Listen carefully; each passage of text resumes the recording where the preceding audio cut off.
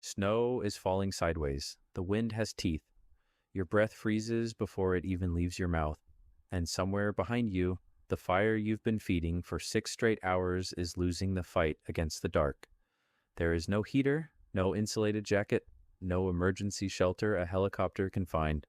Just you, a hole in the frozen ground, and 20,000 years of winter still to survive. This is not a nightmare. This was Tuesday for your ancestors, during the coldest stretch of the last ice age, and the strange part isn't that some of them died. The strange part is that so many of them didn't, because buried under the permafrost of Eastern Europe, archaeologists have found something that shouldn't exist. Houses, built entirely from the bones of woolly mammoths, and the story of how they got there goes back thousands of years, and it's stranger than you think. Picture the scene properly. Not a snowy postcard. A biome scientists call the Mammoth Steppe, a frozen grassland stretching from what is now France all the way to Alaska, where summers lasted weeks and winters lasted most of the year. Temperatures regularly dropped far below anything most modern cities ever record. There were no trees for hundreds of miles in some regions, no timber, no caves nearby in many places to crawl into. So what do you do when the sky is the enemy and the ground is frozen solid 3 feet down? You don't fight the winter, you outthink it. And the people living on that steppe roughly 15 to 20,000 years ago did something so audacious that when archaeologists first uncovered the evidence, they almost couldn't believe it. They built permanent engineered winter dwellings out of the largest animal bones on the continent. Not lean-tos, not caves, architecture. Here's where the story stops sounding primitive and starts sounding brilliant. In the 1960s, at a site called Mezhirich in what is now Ukraine, a farmer plowing his field struck something hard. It wasn't rock.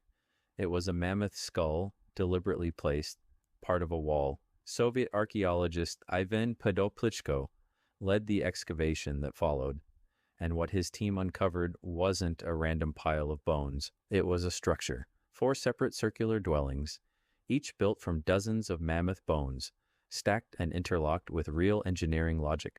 Skulls formed the base of the walls, jawbones were slotted together like architectural tiles, long leg bones were driven into the ground as structural supports, and tusks were arched overhead to form doorways.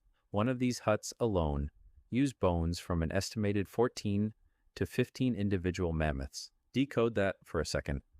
These weren't people who happened to have some bones lying around. This was a deliberate, planned, resource-intensive construction project, built by a community that understood load-bearing weight, wind resistance, and shelter geometry without a single written blueprint.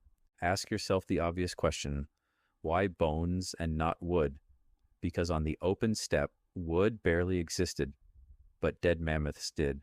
A single mammoth carcass could supply not just food, but building material, tools, and fuel, all at once. That's the part that reframes everything. This wasn't desperation, it was a supply chain. Hunt or scavenge a mammoth, and you weren't just feeding your group for weeks. You were harvesting your house, but bones alone don't keep you warm.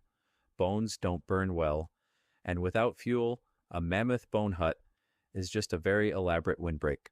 So, here's the open loop the researchers had to chase for years. If there was so little wood on the steppe, what were these people actually burning night after night to survive temperatures that could kill an unprotected human in under an hour? The answer sat right there in the ash layers the whole time, and once scientists identified it, the picture of Ice Age winter survival changed completely. The fuel was fat, rendered mammoth bone grease and fat, mixed with dried grass, dung, and bone fragments as kindling. Researchers analyzing hearth residues at sites across the Russian and Ukrainian steppe, including work associated with archaeologist Olga Soffer's studies of Upper Paleolithic settlements, found that bone itself, when its marrow and fat content is exploited correctly, can burn hot and long, especially once an initial fire renders the fat out. It's not an efficient fuel by modern standards. It's smoky, and it takes real skill to manage, but it works, and on a landscape with almost nothing else to burn, it was the difference between a functioning winter camp and a mass grave under the snow. Now here's the twist that turns this from a story about mammoth bones into a story about you. because the same core survival logic these communities were using, the logic of insulation, controlled heat, and layered protection against a hostile climate, is quietly built into almost every winter object you already own. Consider clothing. At sites far to the north, including the famous burials at Sungir in Russia, excavated over decades by archaeologist Otto Bader, beginning in the 1950s, researchers found something remarkable preserved in the soil. Thousands of tiny ivory beads arranged in patterns that mirror the seams of fitted, tailored clothing. Not draped fur like a cartoon caveman, tailored garments, fitted trousers, fitted parkas, sewn, layered, and shaped to trap warm air against the body, the exact same principle that modern thermal layering systems are built on. The needle that made that possible, a small-eyed bone needle, has been found at multiple Ice Age sites and is considered one of the most consequential inventions in human history, because a needle means fitted clothing, and fitted clothing means you can survive somewhere your bare skin never could. Let that sit for a second. Every time you zip up a coat that's tapered at the waist to trap heat, every time you layer a base layer under a shell jacket, you are unconsciously repeating an engineering decision made by people huddled inside Mammoth-Bone huts, decoding how to keep a fragile, mostly hairless body alive through a winter that lasted the better part of a year. And it wasn't just about heat retention. It was about calculated risk.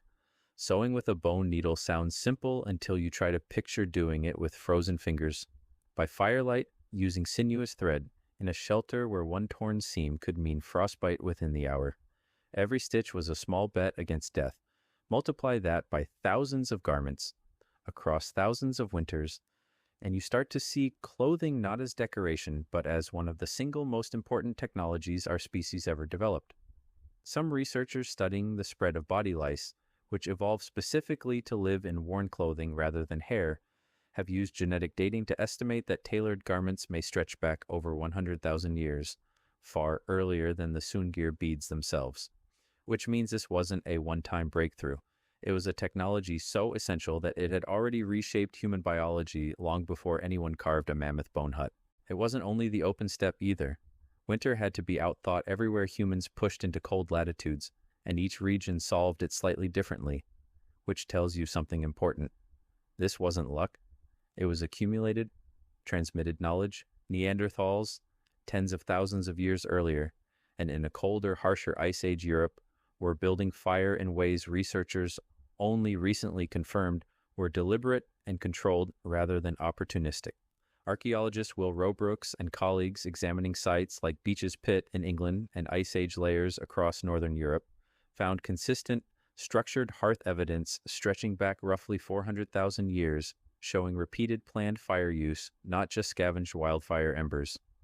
Controlled fire changes everything. It means warmth on demand. It means cooked food that yields more calories with less digestive energy spent, which matters enormously when every calorie in winter is a calorie you can't afford to waste. It means protection from predators drawn to a freezing, exposed camp. Fire wasn't a convenience. It was the platform every other winter survival strategy was built on top of. Think about what a single hearth actually did inside one of those mammoth bone huts. It wasn't just warmth radiating outward. It was light after a sun that barely rose.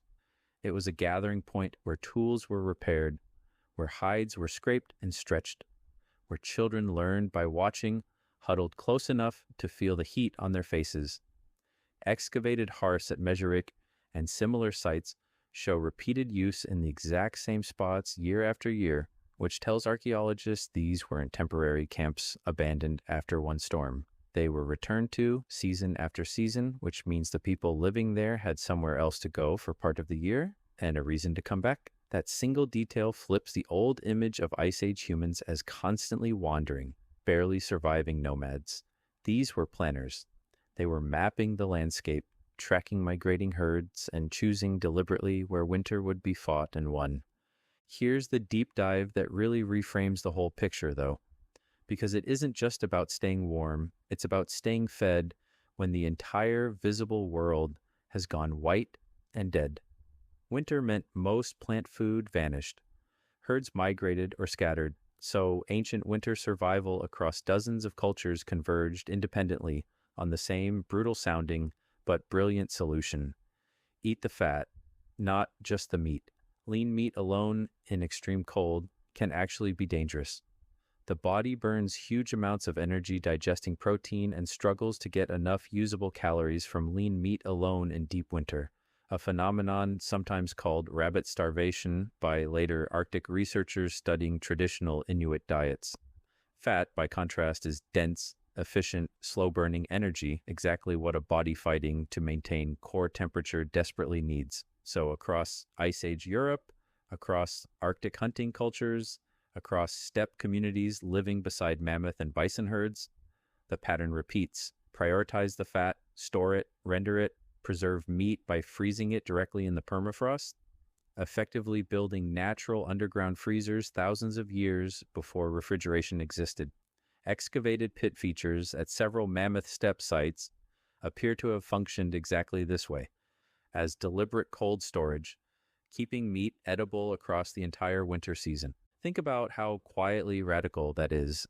These communities had, in effect, invented refrigeration, using nothing but a hole in permanently frozen ground and a working understanding of which temperatures kill bacteria and which ones don't. No thermometers, no microbiology, just generations of trial, failure, death, and refined observation, passed down until the knowledge became simply how things are done. Consider what that actually required. Someone had to notice over years that meat buried at a certain depth stayed edible while meat left exposed did not. Someone had to test how deep was deep enough, how the pit needed to be lined, how quickly it needed to be sealed after a kill before scavengers or spoilage got there first. Get it wrong, and a family starves in February. Get it right, and you've built a buffer against the single greatest killer of the season. Not the cold itself, but the slow, quiet threat of running out of food before spring finally breaks.